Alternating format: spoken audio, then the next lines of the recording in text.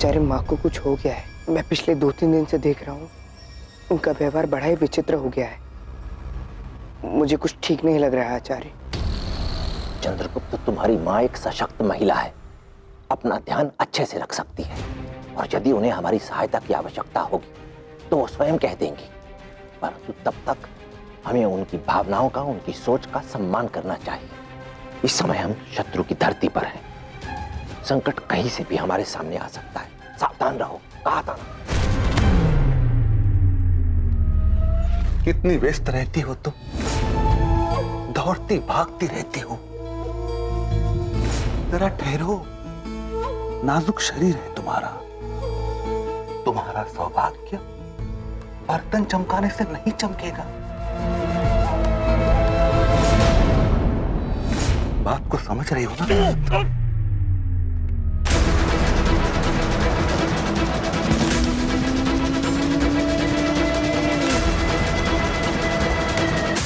यदि फिर से अपनी सीमा पार की तो फिर ये तुम्हारे सीने के पार पार होगा। दूर रहो मुझसे।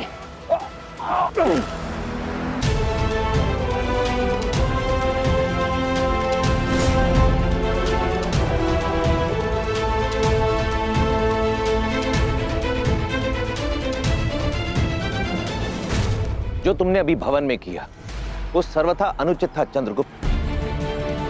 इस प्रकार अपना युद्ध कौशल और दक्षता सबके सामने उद्घाटित मत करो, विशेषतः उस दासी के सामने। तो आचार्य, आपने भी देखा ना कि वो दासी कोई साधारण दासी नहीं थी। जिस दक्षता और तीव्रता के साथ उसने तुम्हारा साथ दिया, सचमुच वो कोई साधारण दासी नहीं।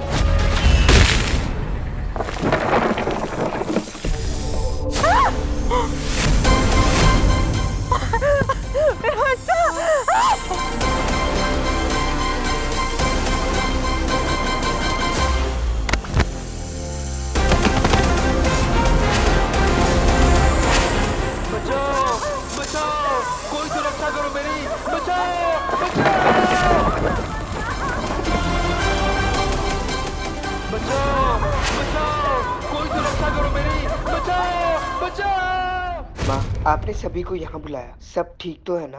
आपको कुछ हुआ तो नहीं ना? आप ठीक है ना?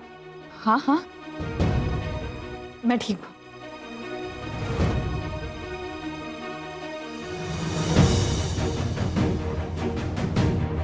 ठीक है माँ, यदि आप कहती हैं कि आप ठीक हैं तो यही सही।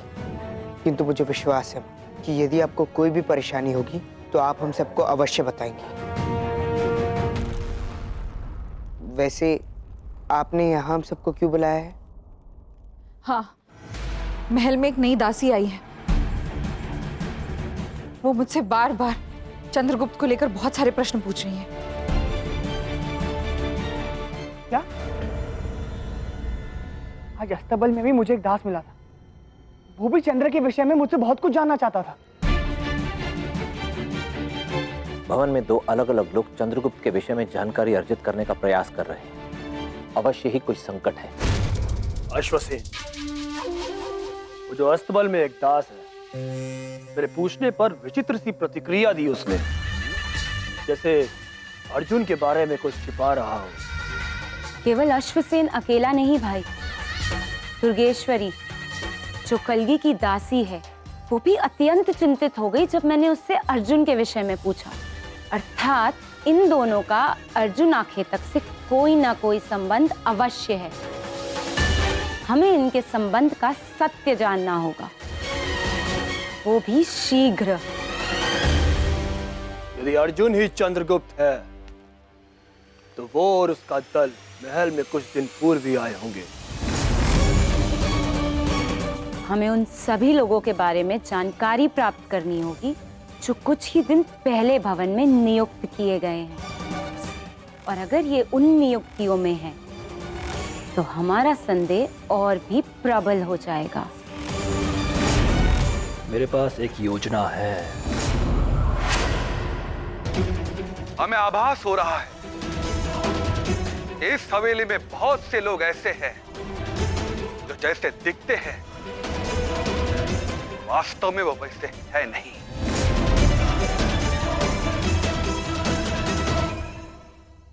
इस भवन के किसी व्यक्ति ने प्रांत प्रमुख की शाही मोहर चुरा ली है।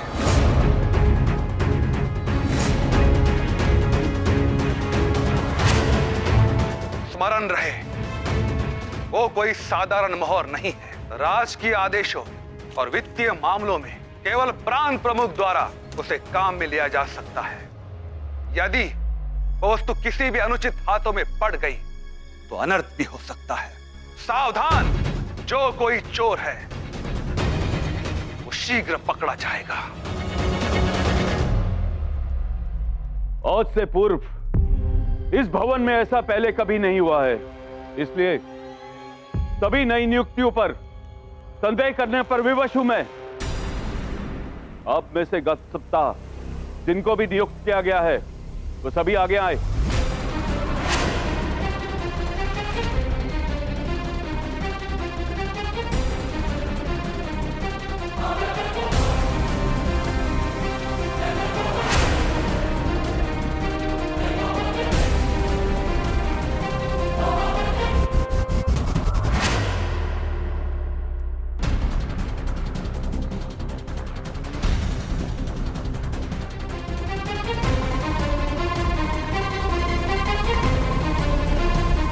सिपह सलार जी, आपकी नियुक्ति मैंने स्वयं की थी, किंतु संदेह के दायरे से आप भी अछूते नहीं रहेंगे।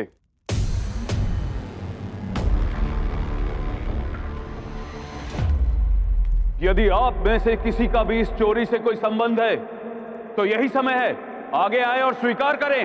रुकिए, एक दासी यहां अनुपस्थित है। उसकी नियुक्ति भी गत सप्ताह में ही की गई थी। वो कजरी की बहन, वो यहां अनुपस्थित है। तुरंत जाओ और उस दासी को बंदी बना लो। उसकी कोई आवश्यकता नहीं है।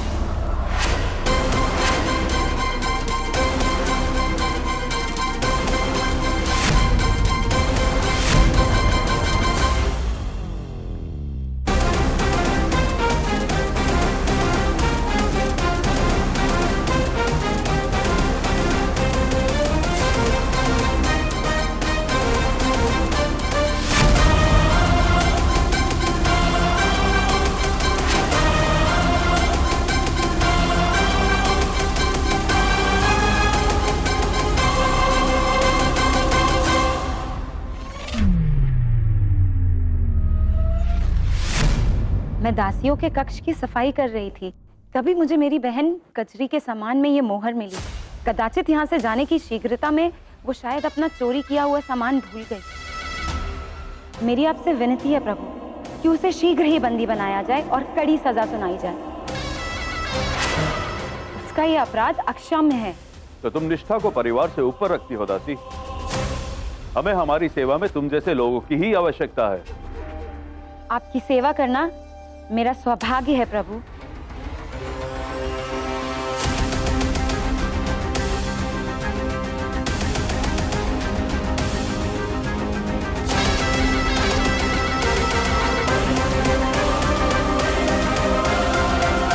शाही मोहर की चोरी एक सोचा समझा षड्यंत्र है।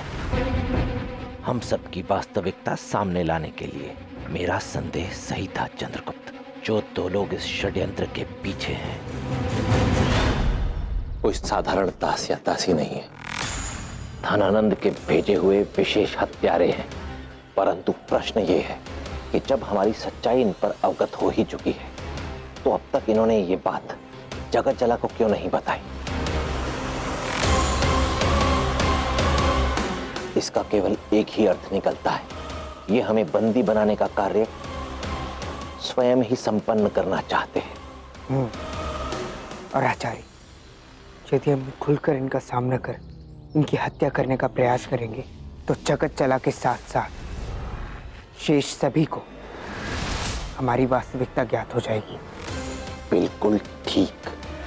इसलिए हमें इन्हें बल से नहीं छल से मारना होगा। इससे पूर्व कि दोनों हमारे पंजे से बच जाएं, हमें शीघ्र ही कुछ करना होगा। किंतु हम पहले किसे निशाना बनाएं? जो इनकी सबसे दुर्बल कड़ी है।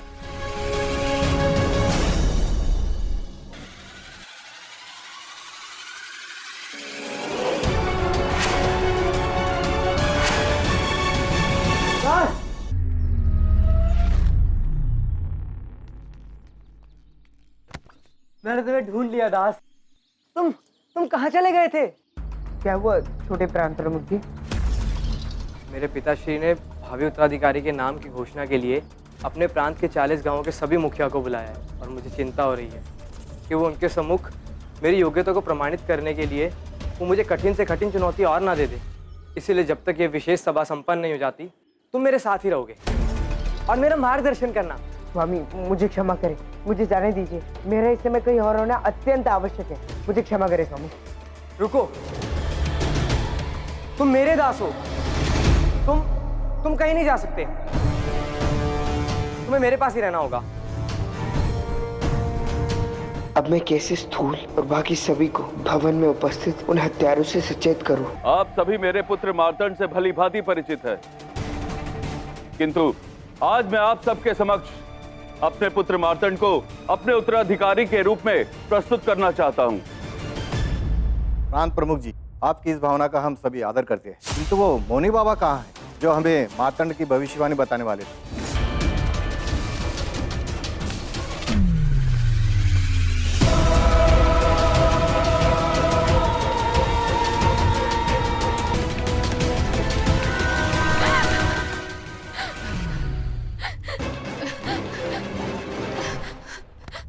बहन, तुम ठीक हो?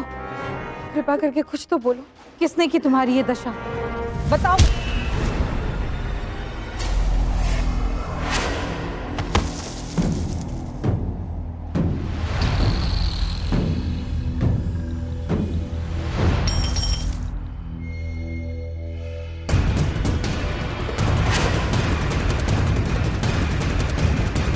मेरे भवन के दास दासियां इस प्रकार मेरी अनुमति के बिना भवन छोड़कर कहीं नहीं जा सकते। ये सब हो क्या रहा है? आर्य, कुछ विचित्र सा हो रहा है यहाँ। मेरी दासी दुर्गेश्वरी, जिसे आपने मौनी बाबा को लाने के लिए भेजा था, वो कहीं चली गई है। पूरे भवन में उसका कहीं कुछ पता नहीं। क्या? पिताश्री, मेरा दास अर्जुन अकेटक वो भी सभा से ही लुप्त है। मौनी बाबा, अर्जुन, दुर्गेश्वरी और लाखा नापित, एक के बाद एक ये सब अचानक कहां गायब हो रहे हैं? स्वागत है, इस मृत्यु के क्षण में तुम सबका स्वागत है। जैसे ही ये रस्सी बिंदु को पार करेगी, तुम सबके शरीर 2 हिस्सों में बट जाएंगे और तुम मृत्यु की गोद में सो जाओगे।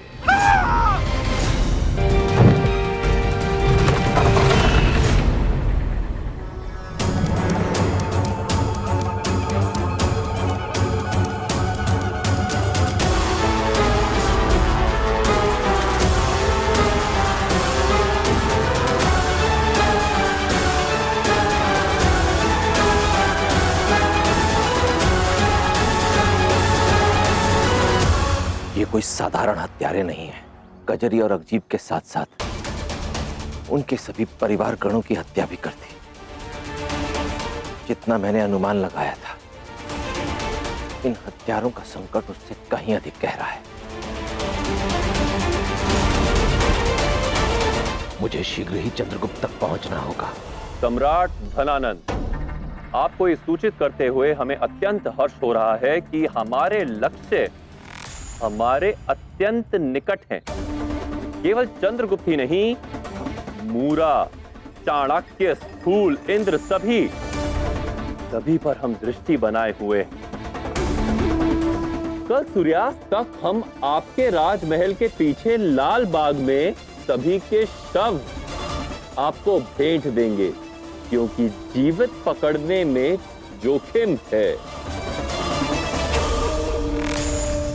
अद्भुत! काफी लंबे समय के पश्चात कोई सुखद समाचार मिला है। बहुत ऊंची उड़ान भरी है ना तुमने दास? किंतु सम्राट धनानंद हर उस पक्षी के पर काट देता है जो अपनी मर्यादा से अधिक उड़ने का प्रयत्न करते हैं। तुम्हारे साथ भी यही होगा चंद्रगुप्त।